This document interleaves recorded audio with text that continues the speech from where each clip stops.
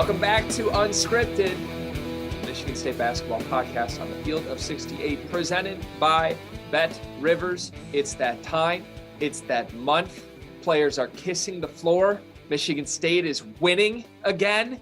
Tom Izzo and his son are just taking the Big Ten by storm.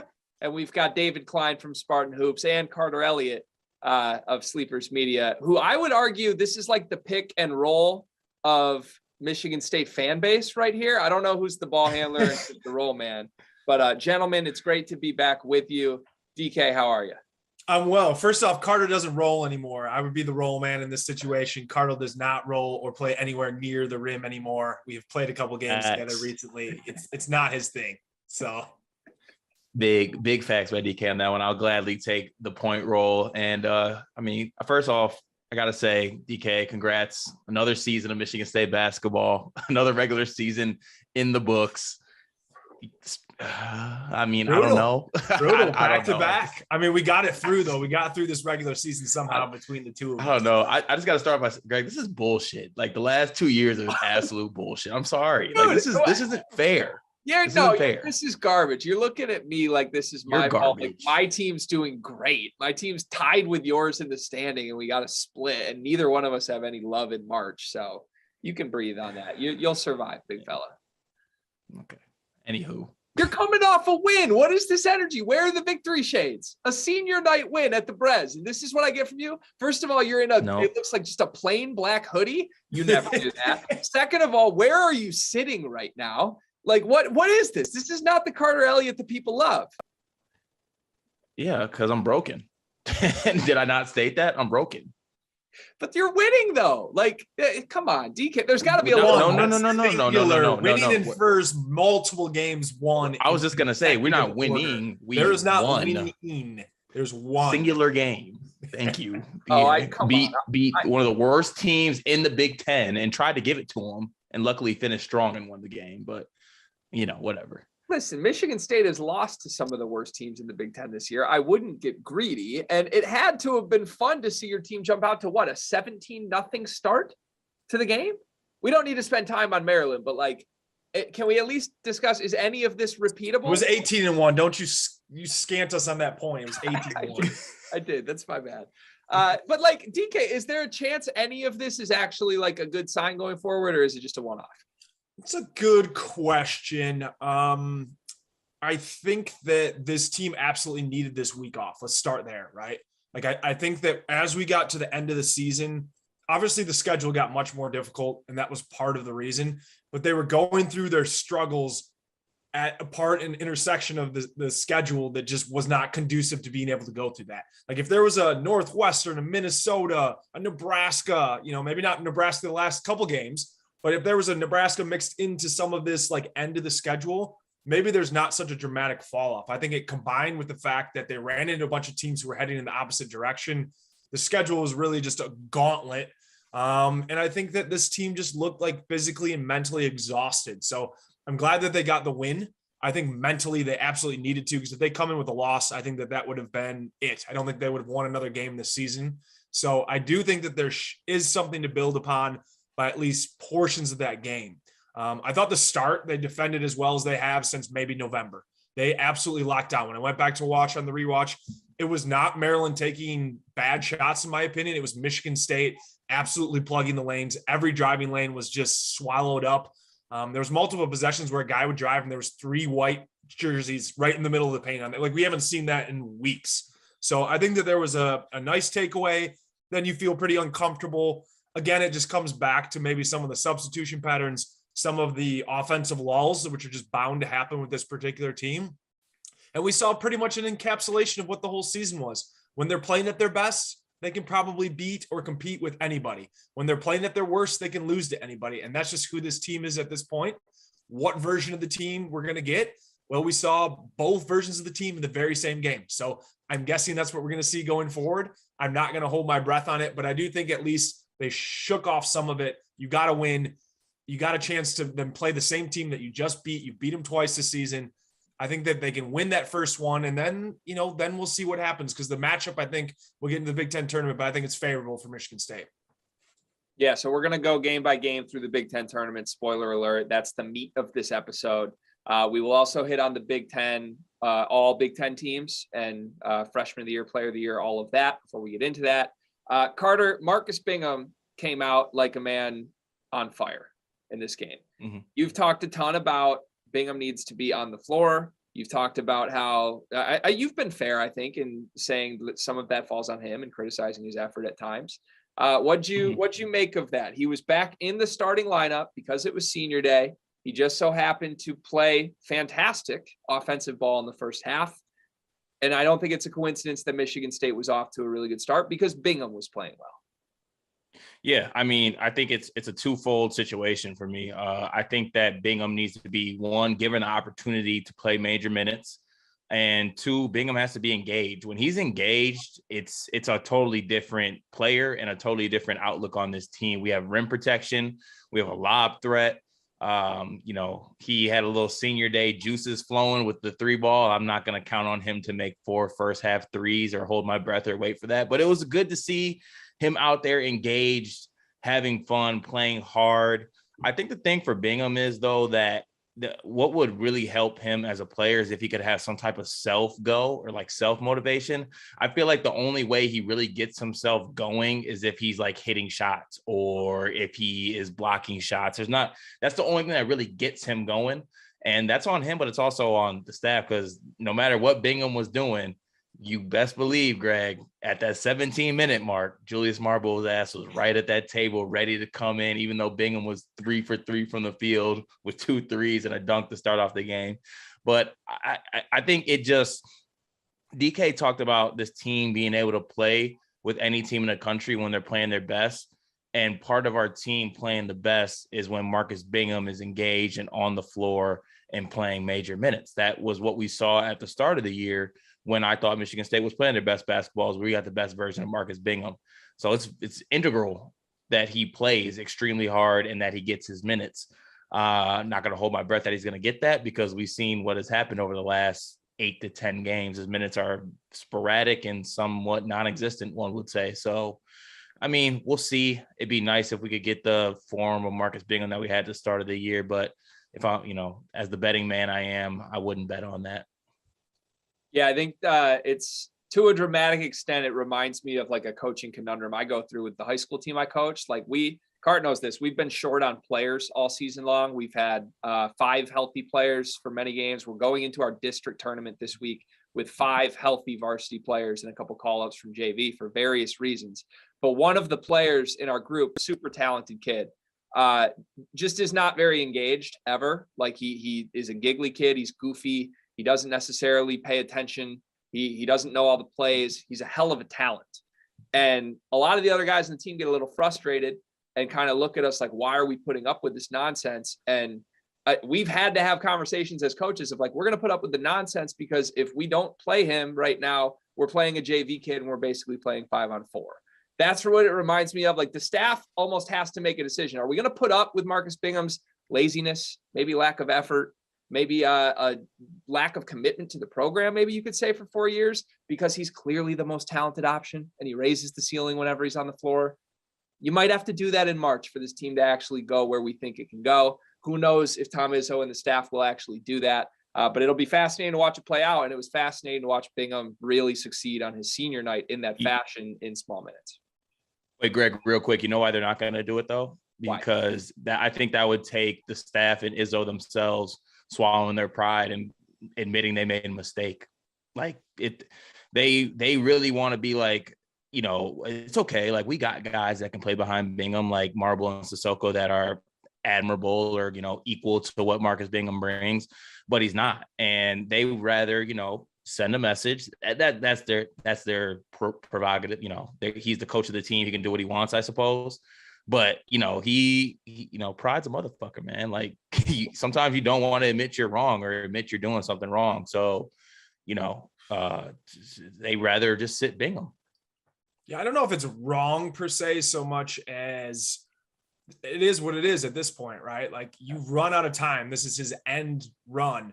So either you're just going to ride him out because this is the last game or two he's got, or you're just going to play the way that they have done for most of the season, where if he doesn't give the effort, if he's lazy on defense, he's going to find the bench. So I don't know. At this point, would it surprise you if it's, it's the latter, right? I think that if he doesn't give full effort, he's going to get the hook, because they would rather lose than not go by their principles, which they've gone on for 25 years. So nothing's going to really change. It's to me, it's on Bingham at this point. It looked to me like there was some urgency from him, at least in the very beginning of that game. I think he had 12 and 9, and he finished with maybe 12 and 11. So he only had 2 more boards the rest of the way.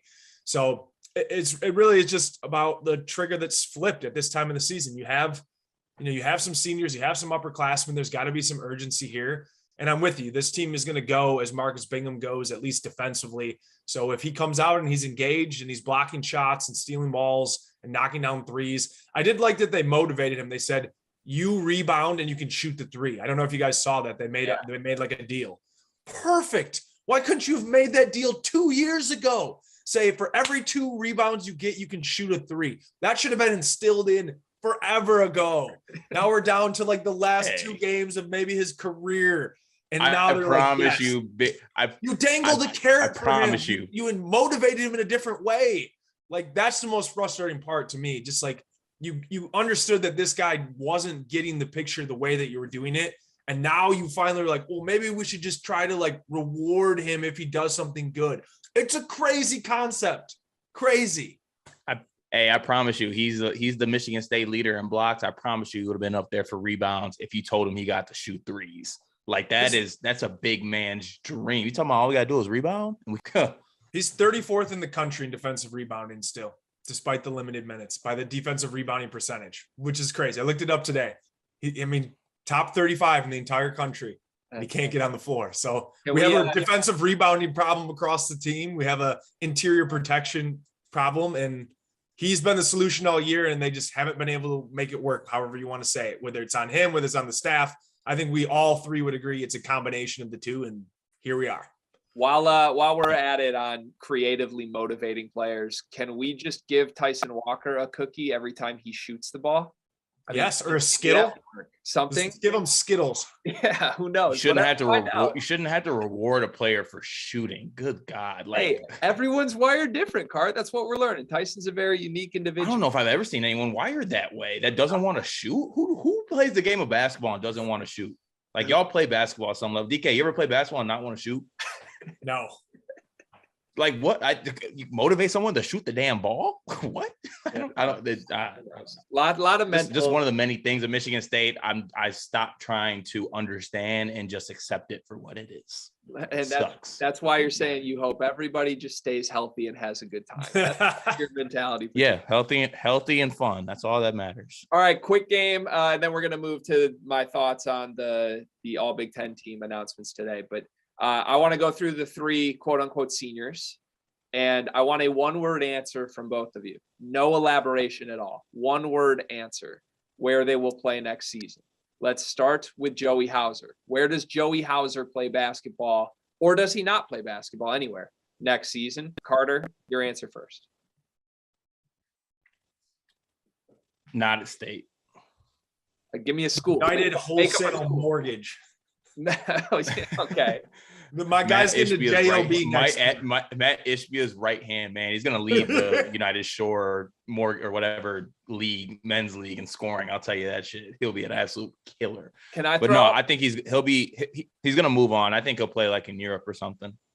I bet Joey Hauser ends up back in either Marquette or Wisconsin as a Badger and has a revived career as a stretch 4. That's my prediction. All right, next would be Marcus Bingham. Where does Marcus Bingham play basketball, or does he next season? Carter? Another professional route, not the NBA. I think he has a stint in the G League. I don't know if he hangs. That's my guess. I feel like he might go down a level. Has that ever happened? Like, does he become like a JUCO guy, senior, just 5th year? I feel like that. Go play with his brother at Ferris State. Or like he gets cast in Euphoria or something. That might be a better option for him, honestly. Anyways, okay, Gabe Brown, final option. Gabe Brown, where does he play basketball next year? Carter? Same as Bingham. overseas, another professional route. DK? Europe. He's going to be in Europe. I think he's going to be a pretty good player over there. Interesting. Okay. I still feel like there's a non-zero chance Gabe comes back. I might lean 50-50 on it at this point, but I don't know. If not Michigan State, it's Europe. It won't be the NBA. All right. That was fun. Thank you for entertaining that. Let's move to the All Big Ten /award discussion. Two names for Michigan. That also was an agenda by you, Greg, because we all knew the answer to those three seniors. You just wanted us to say that they're not going to be playing in the NBA. That's absolutely not true. That's absolutely not true. There's a lot. No, because here was my agenda. If there's an agenda card, this is what I wanted from that. There's a segment of Michigan State fans out there that are insistent that we get 2 out of these 3 guys back, and that's a good thing for both the players and the program. And that like Marcus Bingham's going to magically come back and work on his body that he's never worked on for 4 seasons, or that Gabe Brown's going to come back to make it to the NBA when he hasn't done that for 4 years. No, like I called this out weeks ago. Like it's time for a move on for both sides in a lot of these different parts. I think all of them have places they can go play basketball, but I'd be shocked if anybody but Gabe came back next year at this point. And at first I thought Hauser would come back. But with the way that Izzo talked about him in the kiss the floor moment, it looks like that's not happening. So Steven Izzo was like sobbing when he was having his senior day moment. So it seemed like that was kind of a done deal. Yeah. That's because he realized he would be the only white person left on the team now. Oh my God. No, you just had my agendas wrong, Cart. It's okay. I have a lot of agendas. It is what it is. Speaking of agendas, let's move to the All Big Ten teams where Michigan State got 2 players named. One of them was Gabe Brown, who averaged 10 points, 1 assist, 3 rebounds, and 39% from the floor in conference play for Michigan State this season. I rattled off a list on Twitter of players who put up similar stats, playing 20 more minutes a game. It's a bunch of bad role players. It's a bunch of inefficient role players. Gabe Brown was great in the non-conference. Gabe Brown struggled for a lot of the conference season. I am shocked that he was on any sort of named team in the Big Ten conference. DK, what do you make of his inclusion on that team? I think that people are looking at it and we're so confused that Michigan State didn't have a top 15, let alone top 20 player. I mean, if you go back on the list, when has it probably happened? I don't know if it's happened this millennium. I think you'd have to really look. I don't know when they first started doing this, if it's been 10, 15 years.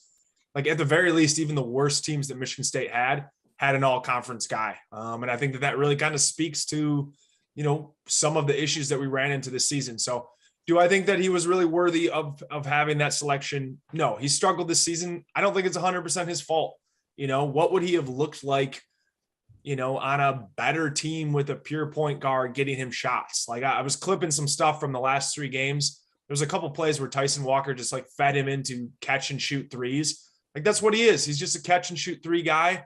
Maybe he's more of a 4 than he is like a 3. And maybe he should have just been playing in like a spot up in the corner situation where they put another ball handler on the floor. So I don't necessarily think that this has anything to do with Gabe Brown's fault.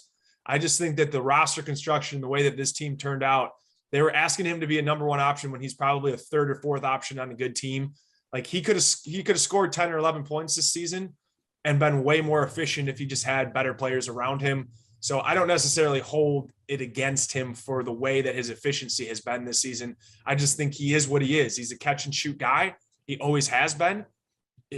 Asking him to be something more one way or the other is not on him. It's just not who he is. So don't agree with the selection. Don't think that it's his fault necessarily that he didn't have a better run for his senior year.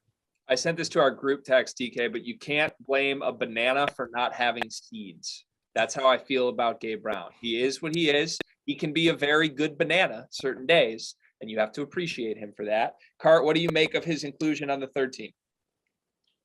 Yeah, I honestly, I agree with DK. I think they literally got to the 3rd team and like, damn, we haven't put anybody from State on here. Okay, let's see. State's leading scorers, Gabe Brown with 11. Let's throw Gabe in there. Like, I love Gabe. I actually like, after all the, the struggles that he had and all that nonsense, like you can't help but just love Gabe Brown. Like I love Gabe. I love what he did for State. I appreciate it. But just like straight up, he didn't deserve to be on the team. No Michigan State player really deserved to be on, the all Big Ten team. So I mean, good for him, but it's not really deserved in my eyes. Yeah, I'm very happy for Gabe Brown in the sense that he can look back and say he was an all Big Ten player. He's one of my favorites from the last few years. I think most Spartan fans would agree. His personality, he's made big shots at big times, but he's not one of the best 15 players in the conference. That's not close.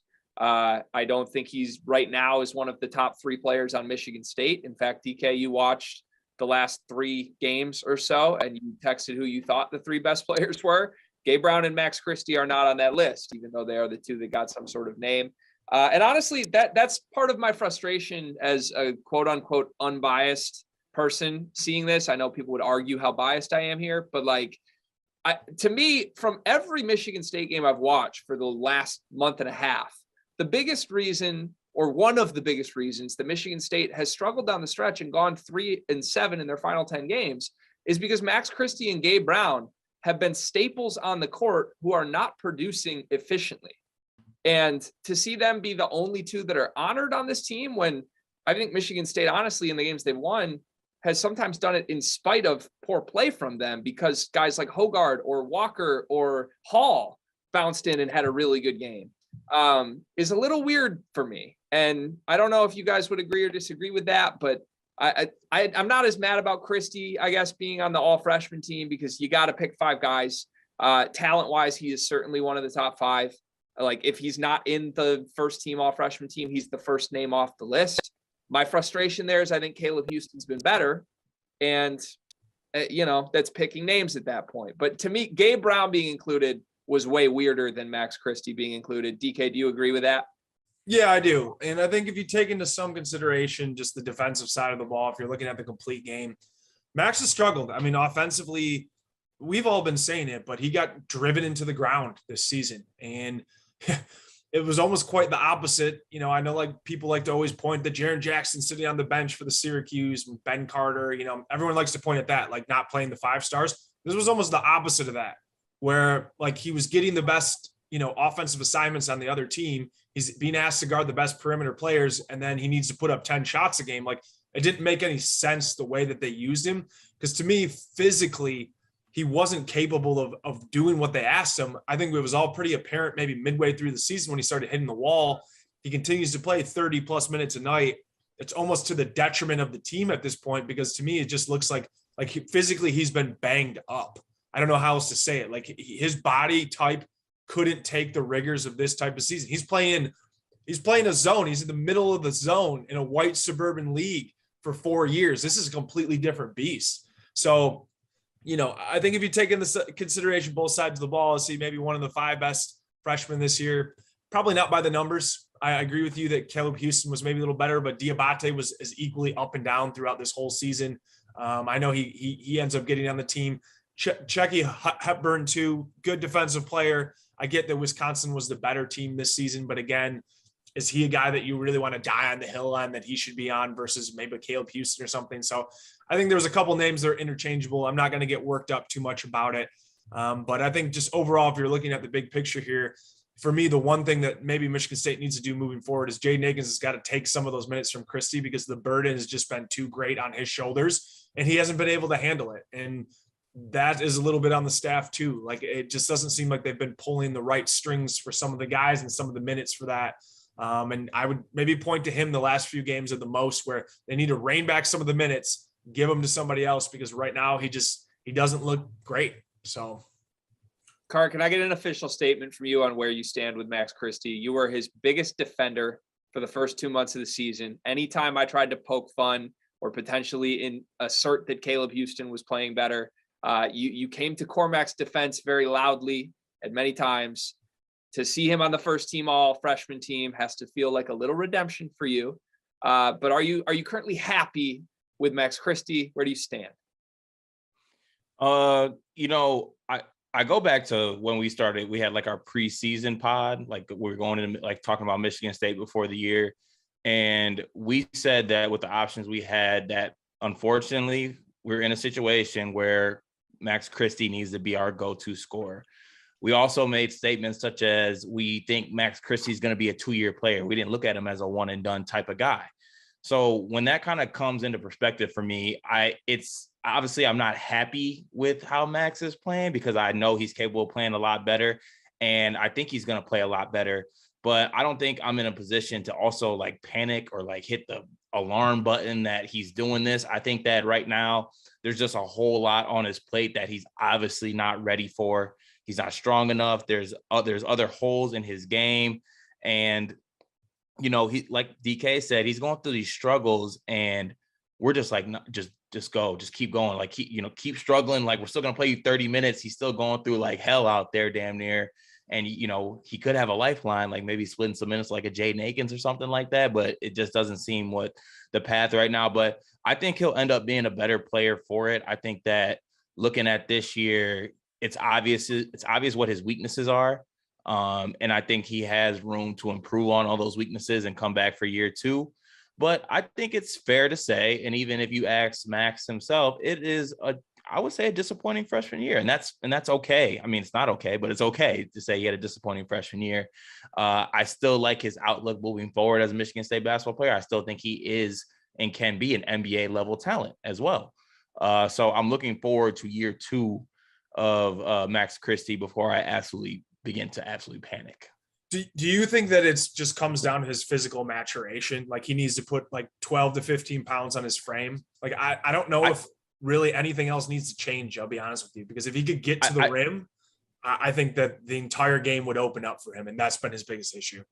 Right. I think the getting to the rim part will have a ripple effect through his whole game, because right now he's, like I always say, he's coming off these screens and he's taking tough shots. I think being able to get to the rim will hopefully help his shot selection.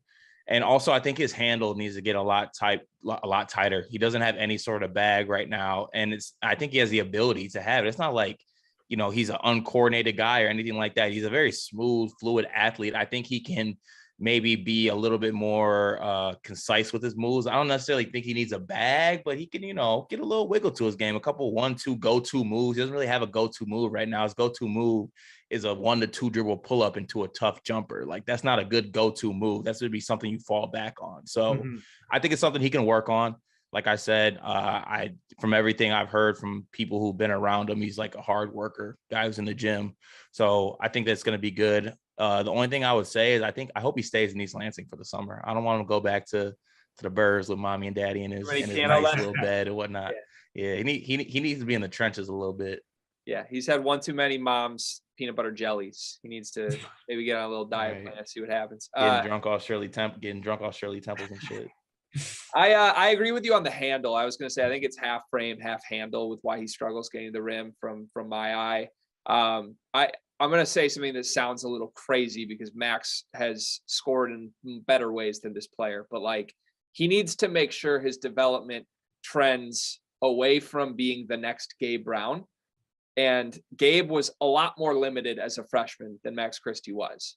But the only shots Max took that were different than what Gabe did this year were like 1 dribble pull-ups that are not great shots. And I think he's capable of doing more. Like, I think you can put him in pick and roll ball handler stuff, but they didn't do a ton of that this year. And when they did, it didn't work very well.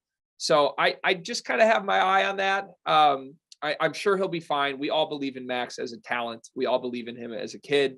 I think the trajectory of him will only go up. And honestly, guys, looking back on it now, I would say as a clearly unbiased partisan, this is the validation Max needs. He should just go pro after year 1. I think Caleb Houston clearly needs 4 years in college. So we'll see if they make the smart decisions for themselves, and we'll evaluate it next year when we come back. Let's go to the Big Ten tournament bracket. Got about 15 minutes left here on the show. Again, we are presented by BetRivers, our betting sponsor. There's a lot of Big Ten tournament odds you can get. Carter and I were going back and forth on who the best value is. And DK, we actually settled that Michigan State is our best long shot value betting odds this year for this tournament. I believe they are 25-1. I really like that, especially when their path to the championship game is 3 teams they've already beaten this season. I would be shocked ultimately if they did cut down the nets, but if you're looking teams beyond that top tier where you don't have great value, Michigan State is the one that jumps out to me. But let's go through, let's go game by game, and we'll each pick a winner, and we'll give our official consensus sleepers plus Spartan Hoops Big Ten tournament champion. So starting with game one, these are the Wednesday night games. The 13 seed versus the 12 seed Nebraska, who has won 3 straight games on the road, including Ohio State and Wisconsin, versus Northwestern. Who do you got, DK? Nebraska, easy. Cart? I'm picking Northwestern in this game. I'm not worried. buying, Go ahead. Go ahead. No, I was just gonna say, like, I get Nebraska's playing extremely well, but also like in that Wisconsin game specifically, I've never seen a team miss that many layups or easy shots. I don't think they're that good defensively. And this is a Pete Nance in Indy pick right here. Pete Nance loves Indy. You're right. You're right. We saw it with our own eyes. He feels at home there. We saw him at the bar the night before Big Ten Media Day. Actually, Northwestern is team all bar crawl, by the way. We've seen Boo Booey and Pete Nance at bars in 2 cities we've been to.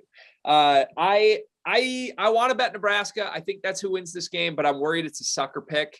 I'm going to go Nebraska. I'm going to trust my gut, but I am very worried it's a sucker pick. But Nebraska advances for the sake of the bracket. On to game number 2, 14 seed Minnesota versus 11 seed Penn State. I'll go Penn State. DK? Yep. I'll ride Penn State as well. Cart, same? Yeah, I'm going Penn State. All right, into the games that are actually fun. Thursday. Again, I will be on site for this, by the way. I'm pretty excited for this. Carter has a wedding, so unfortunately he can't attend, but I'll try to put some video content out for anybody watching at home. We've got the 9-seeded Indiana Hoosiers who desperately need a win to make the NCAA tournament. If they lose this game, they're out, against the 8-seeded Michigan Wolverines, who knows how much they need to do to make the NCAA tournament at this point, with the return of Juwan Howard. DK, who you got?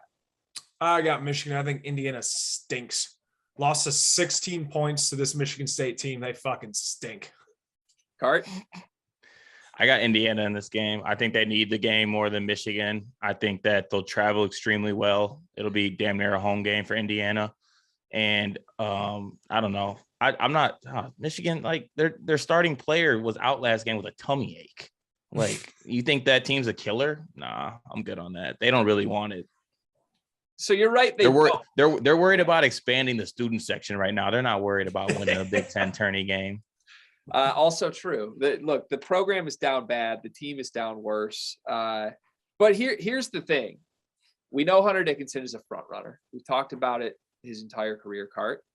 And when you talk about him being a front runner, he dominates Trace Jackson Davis. That is one of the little babies that he has put diapers on for 2 years of his career. And Michigan won that game earlier this year at Assembly Hall in blowout fashion. And I just see Dickinson punking Trace Jackson Davis yet again. And it's also Mike Woodson. And like you said, Cart, it might be his nap time. I think this is an 11:30 tip. Depending on his wake up time, that might be right nap time for him. So the one thing that scares me is reverse Cam Chapman.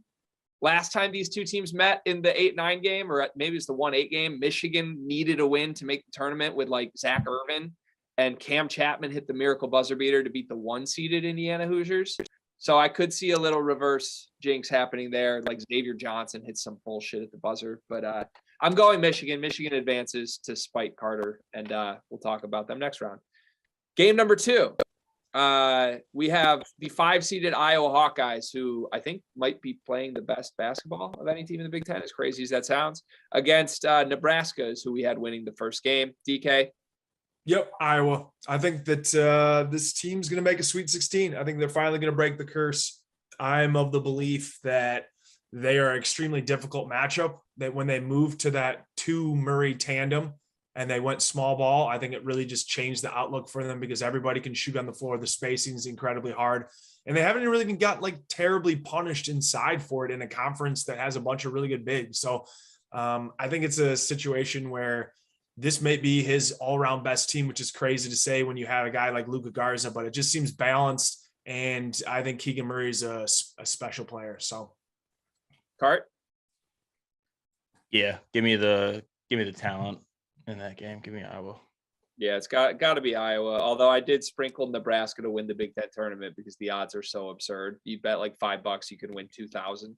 So look into that. But Chris Murray's going to have a breakout year next year, by the way. I think everyone expects that at this point, but like he's also very good. I know he missed a shot against Illinois. So he's part of Fran just basically putting out like consistent player of the year candidates. Like we've all clowned on him for the way that the defense has gone. They've played much better of late in that category, but you cannot deny that this guy's offensive system is one of the best in the entire country. Like he consistently has really, really good offensive teams every single year. And he's getting guys in like the 200s and 300s in recruiting. So he's finding gems, he's developing them, and the system works, at least on the offensive side of the ball. Yeah. I'm pretty curious to see if this leads to an uptick in recruiting for him, especially with Garza, Murray back to back. Like, could Fran get some more talented guys in? And if Fran does get some more talented guys in, can he do something with them? We'll see. Will be interesting. Let's move to the bottom half of the bracket where we have the Michigan State Spartans as the 7 seed against the 10 seeded Maryland Terrapins, who they just beat on senior night. DK, who you got? Oh, I'm scared of what Cart's going to say. I feel like he's been right recently about these recent stretches. So I'm a little bit worried if he's going to go the other way on this. I think this is actually going to be probably an uncomfortable game from a Michigan State perspective. You know, it got a little hairy towards the end of that game. They have better scores on Maryland. I don't think they're a good team. They just kind of play like, here it's your shot, and they go back and forth between Russell and Ayala. But I'm going to lean Michigan State. They need it. I just want to see one more win for this season. Is it too much to ask? Please, for the love of God, just beat Maryland. You just did it. The only thing that scares me in this game is no matter what the talent is, no matter what's going on, it's like hard to beat any team 3 times. Like that's the only. That's what you say, but I was listening to podcasts and they said it's like 75% that you beat the third team. So is it? That's just a myth. I think it's that's just a saying. From my bets the last 2 days, it's 100% a myth. Every team I've looked up that was 2-0 against a team they played in the conference tournament has won so far that I've tracked, like 5 of them. Okay, wow. I still think Maryland stinks. Like, as much as I want to say that Michigan State's not playing well, like, if you think Michigan State's not playing well, you should watch some Maryland games. Them boys stink for real. Like, Danny Manning is just sleepwalking through that. It would take an Ayala and Fats Russell absolute masterclass, like combining for something crazy to happen. I think Michigan State wins this basketball game. I like to hear it, Cart. Yeah, Michigan State's way better than Maryland, regardless of how Michigan State's playing. Maryland stinks. I think the Spartans get it done. Please don't let this come back to bite me. Was there a weird first round game in the last 5 years? Why do I feel like there was, where Michigan State just like laid an egg against a pretty clearly bad team? They did. The last year they played Maryland. They got smashed on the road at Maryland, and then they played them the first game of the tournament, and they got smashed again. Yeah. That's what I'm remembering. Maybe that's some weird juju, but now I think this is a good matchup for Michigan State, and they control it. So Spartans advance. Now we've got the 6-seeded Ohio State Buckeyes, who I have been clearly screaming stink for like a month and a half, even before they started stinking. Carter will back me up on that. Against the 11-seeded Penn State Nittany Lions, I am by default going Penn State because I'm fading Chris Holtmann every game he plays for the rest of the season. DK. Yeah, I just think the talent depth. I know it's just Malachi Branham and EJ Liddell, but like Penn State doesn't even have like one of those guys. Like, I don't know. I got to go Ohio State, but it wouldn't surprise me if it's an upset. I'm with you. Seth Lundy masterclass, Cart. I really like what Penn State's been doing lately. Like, I'm gonna pick Penn State to cover in this game because I feel like the spread might be, it might be favorable. But I think Ohio State will eke it out. It'll be a close game though. Okay. EJ Liddell masterclass. At some point, I'm going to convince y'all that EJ Liddell tricks people. His defensive numbers are just fake defensive numbers on one of the worst defenses in the country. And he's not the level of the top tier guys in this conference. I'm going to try. I'm going to keep doing it. Maybe after a first round exit in the tournament, you'll get there, Cart. We'll see. He can't even really put the ball on the deck and he's scoring as much as he's scoring. There's got to be something said for that a little bit. Like, he's an inside out guy, but he can't really like put the ball all the way on the deck and get to the perimeter. The fact that he can score as much as he does, just appreciate what he is for what he is, He's a bucket. He's a bucket. Don't get me wrong. He's a bucket, but he's just a bucket. Let's call him that. Just a bucket. All right. A bucket leads the Big Ten in blocks, but just yeah, they're fake blocks. You know this. They're fake blocks. They're like weak side. He comes in and races to you guys, why does this defense stink then? Why is it so bad? Because the rest of the goddamn team. No. If you're trying to tell me EJ Liddell's this dominant defensive force on one of the worst defenses in the country, no. Come on. Don't do that. You tried playing defense next to Joey Brunk and Zed Key, and you tell me you don't. They got Jamari Wheeler, who was first team all defense last year. Like they have defenders on this team. Yeah. Kyle Young's a good defender. Like what are we doing? What are we doing? If EJ Liddell's an elite defender, that defense is at least passable. But they're horrible, and that's why they. Who said he's an elite? Nobody said he's an elite defender. He's an elite shot blocker. I think we can say that. That doesn't make you an elite defender. Stop it! It's fake. He's tricking y'all. All right, quarterfinals. Card, can we get this animosity out of you? Let it go, man. Come on. Fine. It's tough. The chemistry is so low right now. Illinois, the number 1 overall seed, against the number 8 seed Michigan Wolverines. This flip-flop. Michigan State was going to play Illinois, but then Nebraska beat Wisconsin. And now Michigan State gets Wisconsin, who might not have Johnny Davis. I would argue, as someone who follows both programs, big break to get Wisconsin and not Illinois. I am not looking forward to Michigan playing Illinois. I think Illinois will steamroll them anytime they play for as long as Kofi Coburn is on the court. DK? Yeah, Illinois. Card. They haven't beat him, right? Since Juwan's been in. I think they're 0-5 since Juwan's been there. 5 straight. And Trent Frazier and Kofi Coburn will let you hear about it. You're taking Michigan over Illinois? I hate you. I hate you so much. I am. Too much. They're way too entrenched right now. I think they're still riding the high from being able to finally share the Big Ten banner. I think they're good where they're at. They're more focused on the tournament. I don't know if this Big Ten is really gonna. Last year they won it, right? The Big Ten tournament. Yeah, I think last year it was we want some respect. Like we didn't, we were the best team in the country. All this hoorah bullshit. Cameron Crutcher gave like that respect. Yeah, true. But I feel like this year has put the rest a little bit. I would pick either Indiana or Michigan both to beat this Illinois team. I think Illinois loses their first game in the tournament. I think you're crazy. Now that I know that Cart's picking Michigan, can I flip my pick and advance Michigan? Is that allowed? I don't think that's no. There's no flip picking. Not allowed. Okay. I wanted to know if Cart just did that strictly to spite me because I don't want to put my name on a bracket that has him over it. I just don't want to see it. Yeah, that's fair. Illinois advances, and Hunter Dickinson is made into Coburn Jr. yet again. We have the 4-seed Rutgers against the 5-seeded Iowa Hawkeyes. Interesting one. Rutgers is a 4-seed, but they are not in the NCAA tournament, according to all the bracketologists that I trust. They need this win, and I think they're honestly hurt by getting a double bye here because they could have used a game as the 5-seed against a Nebraska Northwestern just to bulk up their raw wins. What do you think? Does Ron Harper get this done in a must-win spot against the team that's playing great in Iowa?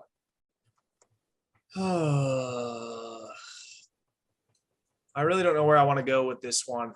What was the matchup this season? Who won that game? I don't know off the top of my head. Hold on, let me look it real quick because I want to say Iowa won that game. I want to say. But as DK is looking that up, I also want to just submit my pick for Rutgers in this game. Based solely off the fact that I think they need it. And Rutgers has been a team like towards the end of this year, they showed like in big games, they got big game players. And when they need wins, they have Ron Harper Jr. Like, I feel like they'll get it. So Iowa lost to Rutgers 48-46. Look at that. Gross on the road. Yeah, you know what? I'm rooting for Rutgers this season. I want them to make the tournament. I think they're going to be the team that I'm like adopting coming into this tournament if they make it. So I'm going to go Rutgers here. Okay. Even though I think Iowa long-term is obviously the better team, but. Okay. I guess it doesn't matter. I think I was going to say Rutgers anyway, mostly because my heart is pulling for Rutgers and I love Ron Harper Jr. But we'll see. Also, the fact that it was 48-46 the first time tells me they played Rutgers style game and not Iowa style game. So maybe there's something to that. Hopefully Rutgers gets it done though. I'd love to see that team advance. And I still don't trust Fran McCaffrey in tournaments with a quick turnaround either. So give me Rutgers. All right. So Illinois and Rutgers are one semifinal on that side. Now we're down to Michigan State, the 7 seed against the 2-seeded Wisconsin Badgers, who may or may not have a hobbled Johnny Davis. DK, what do you think?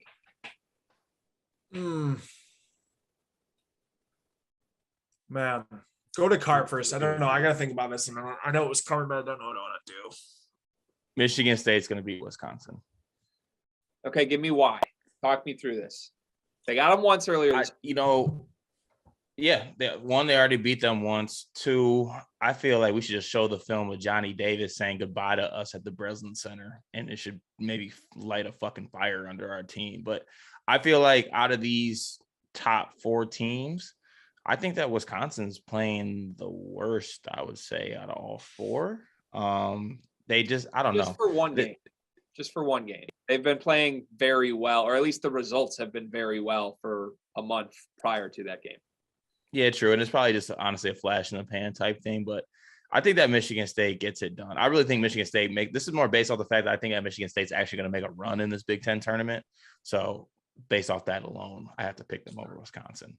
I wish I had your optimism. I think I got to lean Wisconsin here. I just think that they're less mistake prone. I think long-term Michigan State is a lot more apt to shoot themselves in the foot during the course of the game. And we've seen what this team looks like when they get behind 8 to 10 points. And I think they really struggle to be able to close gaps on that. They've done it in parts of the season. They've never really been able to get over the hill in spots outside of, again, that November stretch. So I'm just going to lean Wisconsin. Obviously, if Johnny Davis is out, that would change the whole dynamic. But if he's healthy and he's in, I think Wisconsin gets it. All right. I think half for the sake of this show, moving on and being entertaining, I'm going Michigan State. I do think that there's a good chance that Wisconsin takes it very careful with Johnny Davis here. If he's hurt at all, I don't think they're going to go into this week with the intention of making a run in this tournament. They don't need it. Winning this tournament would not do anything for them other than a little bit of pride that they got it outright after splitting the Big Ten championship. But honestly, like, as much as it might be sour grapes, they're still hanging a banner. I don't think Wisconsin's going to look back on this and be like, oh, we let that slip. They were never supposed to win a Big Ten title this year anyway. So I think if anything, they're going to be very careful. Maybe rest Johnny Davis, even if he's not fully hurt, but like limit his minutes and make sure he's good for the NCAA tournament. Michigan State got him once when they were without Tyler Wall. I don't know. If Michigan State wins the first game, I do like their chances against Wisconsin in their current state. So give me Michigan State moving on. And we'll move to the bottom where we now have Purdue against Ohio State. And I'm going Purdue. And I'll preface this. I think this is a revenge-driven week for Purdue. The same way we saw Illinois motivated last year, I think you're going to see Purdue motivated this year. DK, your thoughts? Purdue. Cart. Purdue as well.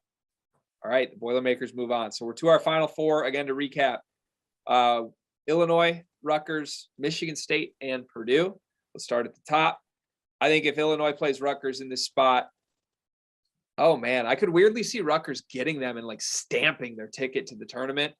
I'm going to go Rutgers. For vibes alone, I'm going to go Rutgers.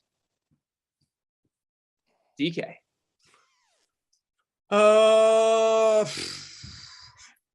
I think this is a revenge game. They only played once, right? Illinois went on the road and lost without Coburn. Is that right? Does that sound right? Mm-hmm. Maybe that was against Maryland. Maybe they had Coburn that game, actually. Now I'm thinking of it. Oh, no, that was. They lost on the road at Maryland without Coburn. And they lost at Rutgers as well, but I think he played. I want to say he played. I just think Illinois is more talented. I guess I could see it going either way, but I'm going to ride Illinois here. Hart? I'm going Rutgers because I think that I would have Illinois losing in the last game, and I think Rutgers beats who's ever in this spot. So, wow. Okay. I'll be curious to watch Illinois. That's the team my eyes are most on because I feel like 1 seeds have kind of lost random games in this tournament throughout the year. Who knows if Illinois is celebrating a little too much and pulls a reverse Wisconsin where they shouldn't have been celebrating so much. Rutgers makes the championship game, which is crazy. And now we have Michigan State against Purdue. And I swear to God, if we give the people a Michigan State Rutgers Big Ten tournament championship, no one's going to listen to us again. I'm going Purdue. I think if they actually get this matchup, just for the record, even if Michigan State is now playing really good basketball, I think Purdue wins by 30 in a rematch. I think so much of that loss to Michigan State was Purdue enforced. Michigan State capitalized, but I think Purdue would get them. DK? I disagree about saying that it was Purdue enforced. I think that Michigan State executed a game plan to perfection, and I think that they showed a lot of the flaws that Purdue has, which we've then seen kind of spill out down the rest of the season. I would have Purdue winning this. probably by double digits if they end up seeing it. I don't have any disagreement there, but I think long-term there's some issues with Purdue that have been exposed during the end part of this season. And my trust level for this team coming into March is very, very low. I think that they make a Sweet 16 and whoever they see, they might get crushed. I don't know. I don't like the way that this season ended for them. Cart? Yeah, I'm going Purdue in this game. And I think that just quickly on Purdue, this tournament's going to base a lot for me on how far I think Purdue goes in the actual tournament. If they show some type of dog, some killer instinct to the fact that they blew a Big Ten title this year in my eyes. And I think they know that. They know they have the most talented team. So if they come out and they play hard, kind of like you said, Greg, like a revenge type thing, like send a message that we're still the best team, the Big Ten, I think that'll be huge for them going into the actual tournament in March. Or they'll kind of fall into the fold that I think right now is that this team's just hella talented, but they don't have enough to get over the hump to make like a Final Four or something like that. But I will take Purdue in this game. Okay. DK, to your point, I do think there's real problems for Purdue in NCAA tournament as far as their hopes go.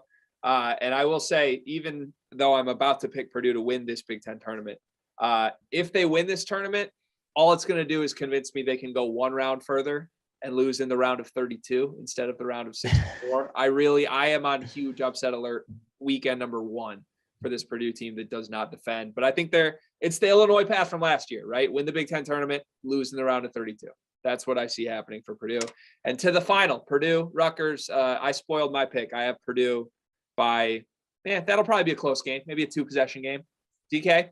Yeah, I think that they win. I'm with you. I just think that they have to buy back in. They know that they let one slip through their fingers. I think that this is, like you said, almost a similar spot to Illinois, who didn't get the title, have a little bit of chip on their shoulders, want to come back in and show them. So I think Purdue ends up winning the Big Ten tournament. Cart? Purdue, and also gaining steam into March, and a Jaden Ivey type number 1 NBA pick run agenda is going to start forming with a tournament run. No way. Absolutely. Going to start. I'm not saying you should. You should from him getting. You shouldn't. I don't think an NBA team should, but I could see the agenda happening right now, and you get a Jaden Ivey run in March, and the number 1 discussion gets into play. As he drives into one of the 2 7-footers that are in the paint, like sealed to the paint. There's no fucking lane for him to drive the entire game. Like the whole offense dunks on him. And the way that they've run the offense this year is a huge indictment, in my opinion. He's done very nice over the years of finding how he needs to run offenses with certain players. I think he's done a terrible job this year about the way that he's gone about handling, like running every single possession through the post when you have a guy like Jaden Ivey and giving him 0 space to operate ever. Like, take both of those guys off the floor. I know they're 2 of your better players. Just let him operate with a little bit of a lane. And I think that this team would have looked different in spots this year. I don't know. I think that if they don't make an Elite 8 again this year, it's a little bit of an indictment on just if you don't get it done with Trevion Williams, Zach Edey, and Jaden Ivey, do we really think that he's going to have that much talent all on one team again in the next 5-6 years? Like, I don't know. No, but I do think trajectory for Purdue, though, like I think he'll have teams that fit together much better, obviously. I'd be wary to say, like, oh, Painter didn't do it this year, write him off, he'll never do it. Because, like, maybe next year it just totally flips. Obviously, losing Ivey's hard, but, like, I don't know. I'm not counting him out. I think basketball is assembling a puzzle, and similar to a totally different level of talent, but like Michigan's team this year does not make sense because Hunter and Diabate don't work together, and Brooks and Jones are redundant and don't work together. And Michigan State last year, didn't matter how good Aaron Henry was, they didn't have a point guard. Like, you have to have all the little things that complement each other, and Purdue doesn't have that. They have so much talent, but you can't play Williams and Edey together. Like you said, DK, Ivey's driving right into them. It's not a good fit for anyone involved. So when's the last time he's had a point guard? Just taking this off. Like, when's the last time he's had a point guard? You count Carson Edwards? You probably absolutely not. He was a shot chucker. He was not like, I know he was creating pressure on defenses, but to me, he wasn't like a guy that was setting team. You don't always need it, but you got to have a balance for your point guard to run the offense and score for himself. There was no balance there. He was the scoring guard. So that's true. I don't know. Maybe get a point guard and make your life easier on your scoring guard. Just a thought. And he'd rather just get 7-footers out of nowhere and just go from there. I'll take one of them. Does he want to ship one down our way? I'll take one. Hey, just again, we do trades on this platform. Just ship off AJ Hogard for Travion Williams. Who would agree and disagree on that one right now? I'm not a Travion guy myself. I mean, he'd make the team better. Probably would be. I mean, that'd probably be a fair trade, but I don't know. I know Cart's a Travion guy. I would drive AJ Hogard. I would drive AJ Hogard to Mackey. I would give AJ Hogard a ride on a bicycle to Mackey for Travion Williams. This is not supposed to be an AJ Hogard slander hour because I really like what Hogard's I doing. love AJ, but I also love Travion Williams. We know you do. You like the Big Ten bigs that I hate. You love Travion and EJ Liddell, and then you diss on Keegan Murray, and you diss on. I don't diss on Keegan players. Murray. I love Keegan Murray. Just not as much as EJ Liddell and Travion. I just don't know if I can see like a 12-foot shimmy shake, like one-handed like hook shot again out of Travion. I know he hits it occasionally, but like that shot drives me crazy. It's just the whole offense is stopped. Everyone's watching him. He's shimmying and then he's throwing off a 12-foot hook. Yeah. I don't know. All for show. It's all for show. All right. Well, this is fun. Purdue, there you have it. Your official unscripted podcast, Big Ten Tournament Champions. We'll see how good we are at predicting. And we will, I don't know how many more episodes we'll do. I think we'll at least go through how long Michigan State's season goes. So hopefully another week after this minimum would be very nice. Maybe 2 weeks after this, if we could really get hot. DK, I'm sure we'll do some off-season stuff with you as well. Tell the people where they can find all of your Michigan State Spartans March coverage. Yep. SpartanHoops_DK on Twitter and SpartanHoops.com. I'm going to get some stuff up. I'm hoping by maybe Thursday morning, just kind of taking a look and getting a pulse. I just think at this point, it's almost redundant to continue to put out matchups that we've already seen. So this is a situation where I'm almost waiting for the season to end to have some kind of bigger, longer term picture thoughts, because short of them making the Sweet 16 and then flipping the switch, I think we kind of know what this team is, and I've almost talked ad nauseum about it. So, yeah, you're waiting for that great Michigan State team. You started Spartan Hoops, got a couple of years. You're waiting for that great team, and we're due. Knock on wood, we're due. Cart, any final words for the people? If we lose to Maryland, if we do, I will be sending my resignation letter in for this podcast. That's it for me. That's it. All right. I can't do it anymore. I got a wife. I got a dog. Probably going to be working on maybe a kid or something in the next year or two. I can't handle this anymore. I can't handle a loss to Maryland in the first round of the Big Ten tournament as a 7th seed. You think I'm broken now? You haven't seen shit yet. I'll be way more broken. Carter, are you going to teach your future child/children to be a quitter? Because that's what I hear from you right now. I hear someone. I'm not a quitter. I'm just going to do what I'm going to have fun and be healthy. And in order to have fun and be healthy, I cannot do this podcast anymore. I think that you're putting a whole lot of pressure on the happiness for you for the rest of the season on this game. I'm a little bit scared for you. I won't lie. I think this is a little bit more of a 50-50 one than we both want to admit to ourselves in the deepest darks of our heart. Like this is just a situation where yes, they need to win, but a loss wouldn't surprise me either. And I don't want you to go out like that. So we're praying for you, big fella. Whatever. There you have it, folks. You can continue to subscribe to Sleepers Media and the Field of 68 to watch Carter's heart rate for the next 3 weeks. We'll be back with more March content as we get into the NCAA tournament. Appreciate everybody listening. Make sure to like and subscribe, and we will see you in the madness.